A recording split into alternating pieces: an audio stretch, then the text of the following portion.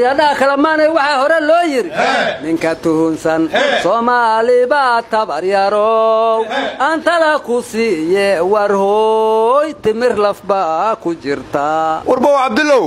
warhooy timir lafba ku jidha maxaad oran weydi waxa kale hore loo yiri libaax ba dhirwa 10 kun tulud ka qaadaaye ninkii farayaraani igu tuhumay tala ka hoostaaye walaay aniga waa la tixgelintiirinimadayda war kalamaanay hadda waxa la ogaaday Itoobiya inaan afka uga adagnahay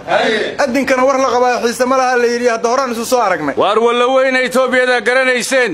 midda maanta joogta maaha amxaariya tirkay ba saarki jirteeni laakiin iminka oramo niman irara oo abagaadhe ka siya oo heeraba madax ka war waqlo abagaadhaga ma aqaane badda isku gadan meel xuna biilku ka galay naw warda aqoonsi baan ku bedelanay aryadaha kalamaanay horta anigu waxaan la yaabanahay walaalaha waqooyi waa isqaana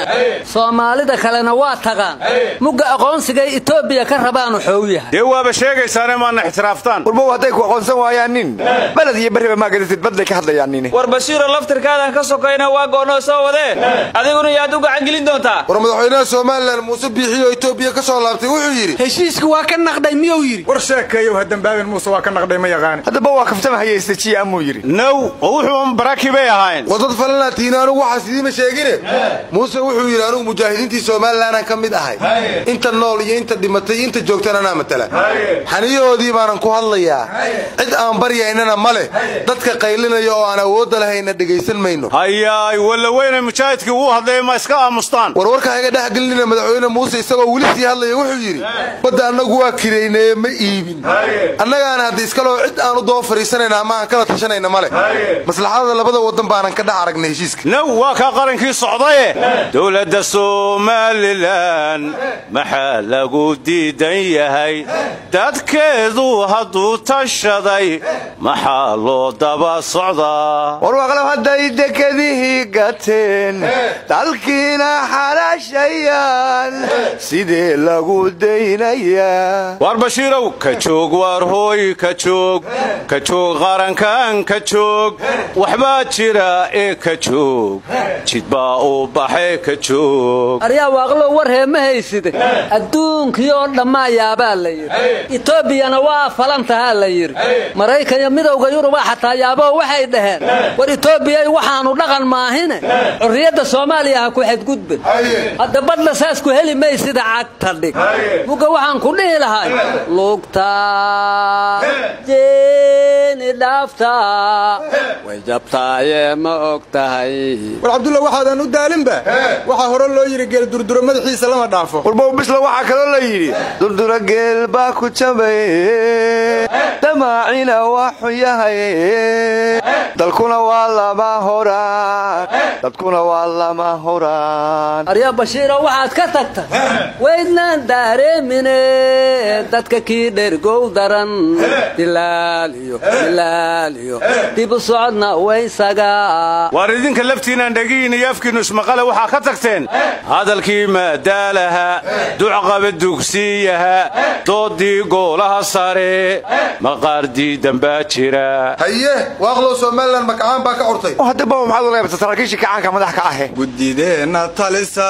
go'aankii ay keenan hadan garabka la qabaan oo la giraan girin guuleystayaalo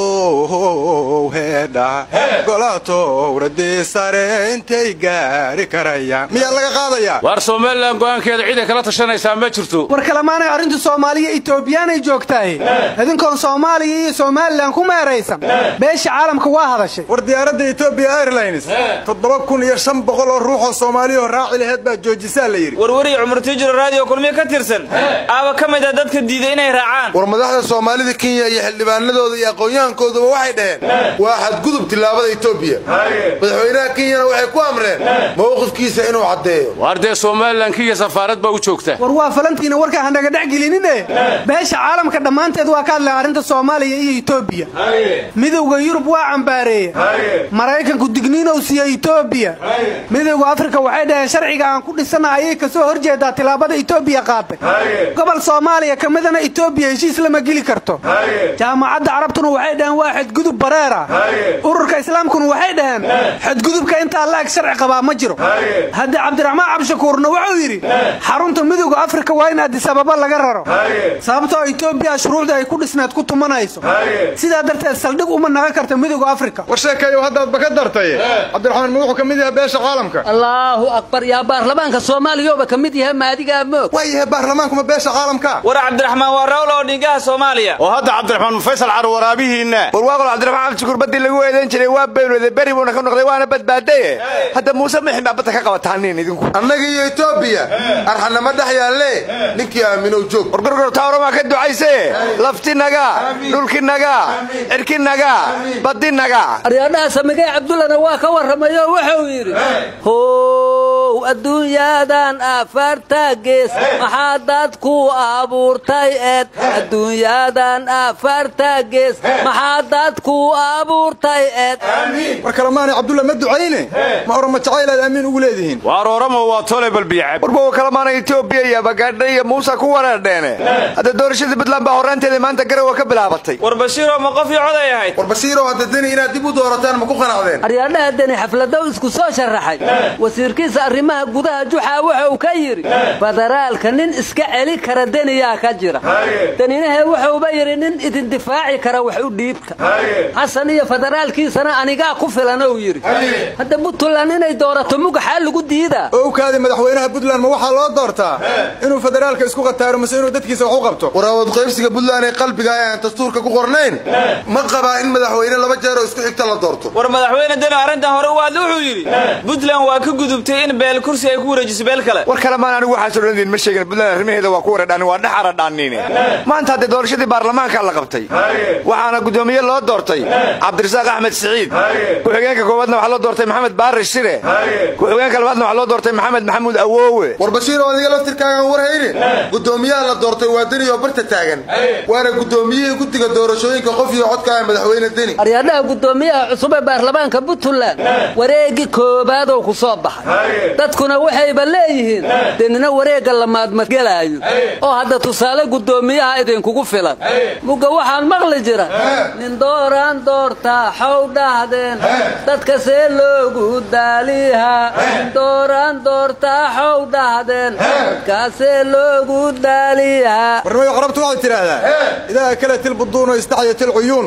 marka hadda xalaya la ismaraa la leeyahay war waxa kale carabtu tiraahdaa kalaam leel ma yamshi war waxa kale carabtu tira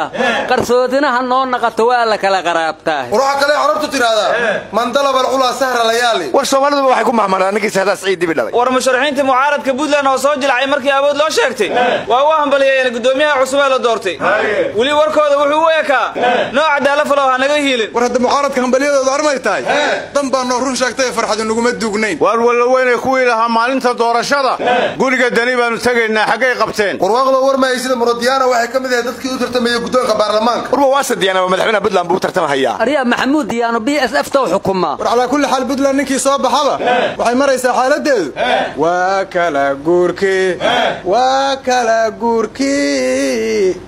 kala guurkii ariya waxaad ka tagta waxa gabla makii gaabiye dib u soo gurtay geediga ka hara naw wardani hadii la doorto Xamsa ma u hambalyeynaya warba wadani hadii la doorto mar labaad wuxuu hore u waayay hadda wax ka qanacayaaye ku dayo Puntland ku dayo siday dawladeedu tahay